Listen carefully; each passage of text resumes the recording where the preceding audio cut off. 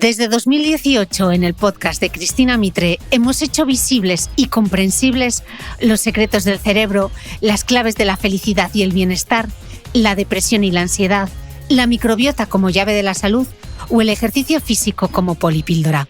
Desde este espacio semanal, intentamos convertir complejos conceptos científicos en información accesible para todos los públicos con la ayuda de los mejores expertos. Si quieres apoyar el trabajo que hacemos desde el podcast de Cristina Mitre, hazte suscriptor de pago de mi newsletter a micrófono cerrado. No solo impulsarás la continuidad de este proyecto, además, recibirás contenido exclusivo, como los apuntes del podcast de Cristina Mitre, un resumen en PDF con todo lo esencial de cada episodio, y accederás a 2 encuentros mensuales solo para suscriptores. Uno conmigo y otro con un invitado del podcast en los que tú podrás hacer las preguntas. Suscríbete desde 5 € al mes en www.cristinamitre.substack.com. Te lo repito, www.cristinamitre.substack.com. Te dejaré también link directo en el post de este episodio que, como siempre, comparto en mi blog de beautymail.es. Gracias por apostar por las buenas historias. Así, off the record o a micrófono cerrado, quiero contarte que antes de empezar a grabar esta entrevista sobre el insomnio, le contaba a mi invitado que había llegado hasta él por recomendación de una seguidora, paciente suya, que me había dejado un comentario en Instagram tras la publicación de un episodio dedicado al sueño. Esta es la prueba de que os leo, aunque no siempre pueda contestar a todo.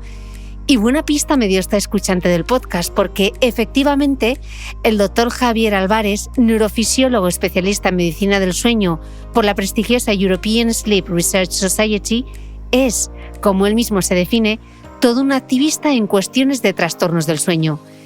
Entre estos trastornos, más de 80 según la Organización Mundial de la Salud, el más habitual y por goleada es el insomnio. Con el doctor Álvarez vamos a ver qué es este trastorno y por qué se ha convertido en un auténtico problema de salud pública. Por supuesto, hablamos con él de higiene del sueño, buenos hábitos, tratamiento, incluso prevención, con un objetivo, como nos dice él, que irnos a la cama sea siempre un premio y no un castigo.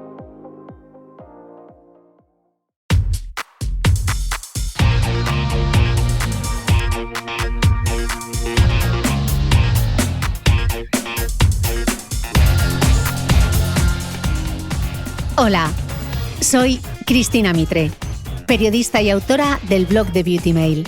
Bienvenido a este nuevo episodio de mi podcast, un espacio semanal en el que entrevisto a grandes expertos de la salud y el bienestar para que aprendamos juntos a vivir mejor.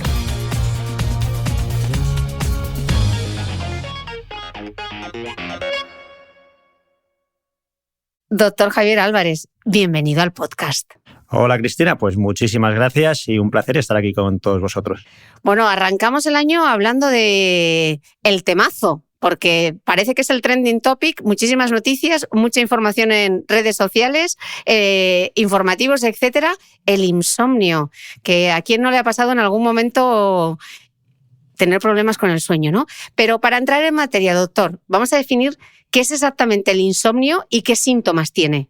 Fíjate lo que, si me permites, Cristina, antes para introducir lo que dices, trending topic, ¿no? El insomnio. Parece que sean modas, ¿no? Y no es que sea una moda, es que lo que pasa es que teníamos completamente olvidado los trastornos del sueño con una prevalencia altísima y no hablábamos de ellos y no los diagnosticábamos y no los tratábamos correctamente. Ahora creo que está siendo justamente atendido en los medios por la importancia. El insomnio es el trastorno del sueño más frecuente y consiste en tener dificultades para coger el sueño, que es lo que más suele entender la gente como insomnio, dificultades para mantener el sueño, si me despierto o no por la noche, y dificultades de me despierto y no puedo volver a dormirme, despertar precoz. Los 3 tipos son insomnio y han de tener una característica fundamental, que suceden con repercusiones durante el día.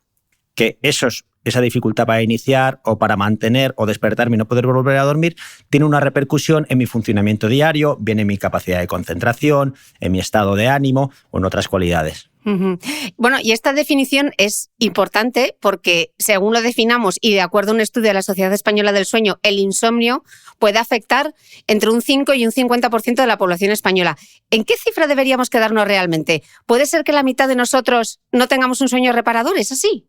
Realmente tenemos que ver de qué estamos hablando. Si estamos hablando y por ahí la variabilidad de las cifras, ¿no? Si estamos hablando de síntomas de insomnio, de tengo dificultad algún día para dormir, tal, sí que podemos decir que el 50% de la población, y sobre todo en la pandemia ha sido así, en algún momento los tiene. Cuando hablamos de definición de trastorno de insomnio crónico, cogemos la clasificación internacional de los trastornos del sueño, hablamos de trastorno de insomnio crónico y estamos diciendo aquel trastorno del sueño que consiste en mala calidad del sueño, despertares, dificultad para conciliar, sueño no reparador, que sucede al menos 3 veces a la semana y durante más de 3 meses. Ahí, cuando hablamos de trastorno de insomnio crónico, las cifras que se plantean en nuestro país, según este estudio que comentas, es en torno a un 14% de prevalencia, que es una prevalencia altísima, no cabe ningún tipo de duda. ¿Y esto de insomnio primario y secundario?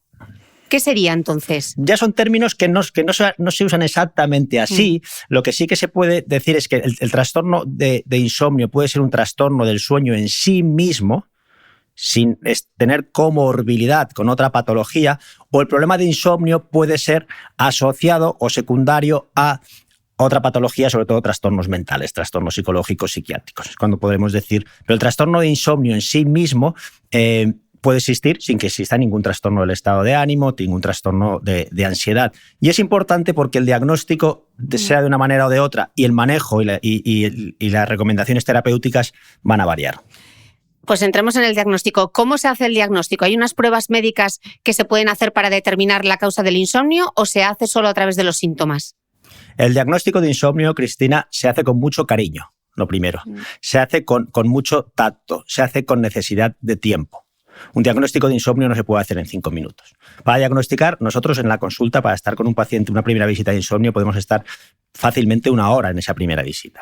¿Y qué requiere? Pues requiere todo lo que el paciente te pueda y te tenga que contar, desde aspectos de su historia clínica médica, historia clínica del sueño, sus características del sueño, cuándo empezó el insomnio, qué tipo de insomnio es, cuántas veces sucede, qué repercusiones tiene, y luego, evidentemente, tienes que entrar en los hábitos y en las rutinas y en las características emocionales del paciente para saber, al final lo que estás haciendo es un poco de investigador, ¿no? De detective, para ver si puedes conseguir detectar una causa que esté provocando ese insomnio, ¿vale?